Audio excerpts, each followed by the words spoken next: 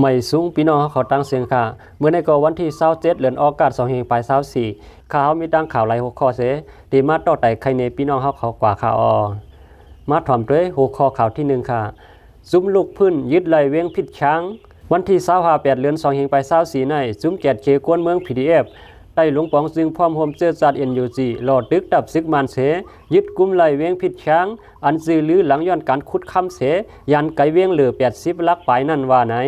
เมื่อวันที่17ป่วนมาในว่ายึดไหลเวียงสร้างกือยาวซุ้ม PDF โฮมกันหลอดดึกดับซึกมันอันมีในเจเวียงผิดช้างภายออกดำเกียวปังดึกขึงข้าวตาง2วันยึดกุมไหลในเวียงผิดช้างเส10หลอดดึกดับซึกมันเสือปลายแม้เป็นตีเป็นยอมถึงมาในวันที่25ในสั่งเพียวล่างยึดไหลเวียงหลีงามบ่าไหน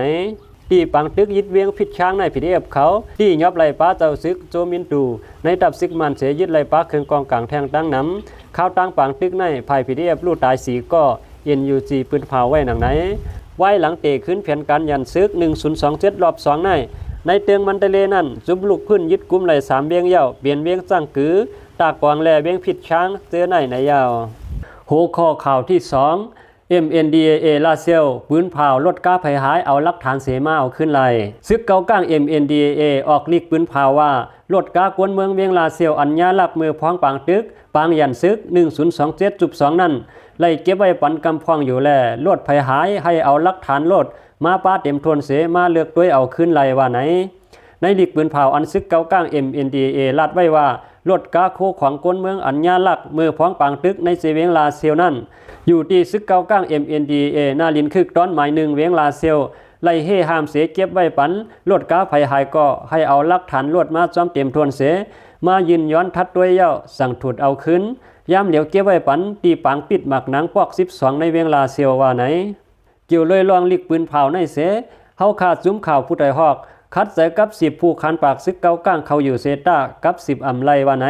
เวียงลาเซียวในซึกเกาก้าง MNDAA ปืนเผาว่ายึดกุมไหลเย้าในเสใส่เปลืองพองงำหังขอไว้จอมลุมกับสารว่าเสือนั้นก็จุ้มซึกว่า UWSA เขาเข้าออกเอาลองห่มรวมไว้ว่าไหน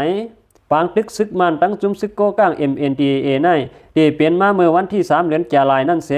ต่อถึงวันที่3เดือนออกาศในภายซึกเกาก้าง MNDAA ปืนเผายึดไล่เตียงซึกมันสิ่งห้องวันออกย่ามาข้าวเวียงลาเซียวเย้าว่าไหนยามเหลียวในเวียงลาเซียวในไฟฟ้าขาดไว้เสตาจอมหิมห้อมอันไกเวียงเต้แรงฟองไม้เที่ยวใจเลยอยู่กวนปลายเพซึกเจอปลายกว่าซ้อนไว้ต่างที่ต่างเวียงก็อ่อนกันปอกมาขึ้นหมอก4ปูน2ปูนเย้าว่าไหนหัวข้อข่าวที่3กวนใจก็1ยิบมิดลำเตียงในปางมวลเสือที่เมืองเกมนีตาย3หมัดเจ็บ8ก็พองเมื่อจับปางมวลเสือยุกย่องหมายต้องเต็ม6ปาก50ปีดีเวงโซลินเกนเมืองแกมนีนั่นมีกวนอ่ำหู้ภายก็1ยิบมิดลำเตียงกวนในปอยลู่ตาย3ก็หมัดเจ็บ8ก็ว่าไหนปางมวลเสือนั้นจัดเมื่อวันที่4เดือนธันวาคม2524ยามกลางค่ำเข้ายามเมืองแกมนียิงเหนือลองเฮ็ดให้ต่อกวนมาเข้าห่มปังป้อยถึงที่ลู่ตายหมัดเจ็บในเสซุ่มยิบกองISเขาเตะปืนเผาว่าเป็นห้อยมือเขาว่าไหน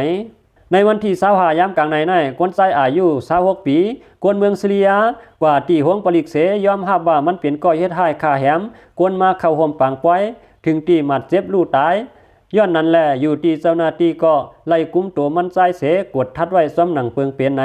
ซุ่มผู้ต่างหน้าลงปองจึงแลซุ่มปลิกดุดเซดอกปืนเผาไว้หนังไหนในเลือนหน้าเตถึงในตีเซเมือง3อันในเมืองแกมนีนั่นเตซัดปังเลือกตั้งปาร์ตี้ AFD อันไข่ม่วนเมการกดทัดลองเข้าออกเมืองนั้นมีเงาลายหลีตาเป้ปังเลือกตั้งพองเสื่องในซ้ำยากวนเมืองซิริยาเฮ็ดให้ฆ่าแหมกวนเมืองถึงตีลู่ตายหมัดเจ็บยิงเนือลวงในเจ้าหน้าที่ตึกกดทัดแทงอองตีจอยแถมกวนตุกกวนอยากอันมีดีเวงสุรินเจนนั่นว่าไหนสื่อข่าว VOA ออกไว้หนังไหนเอาข่าว3โมงคอนี่ก็ไล่ปึงยิงเอามาสื่อข่าวพูดไตฮอกออกไว้หนังในคาไม่สูงดังเสียงคา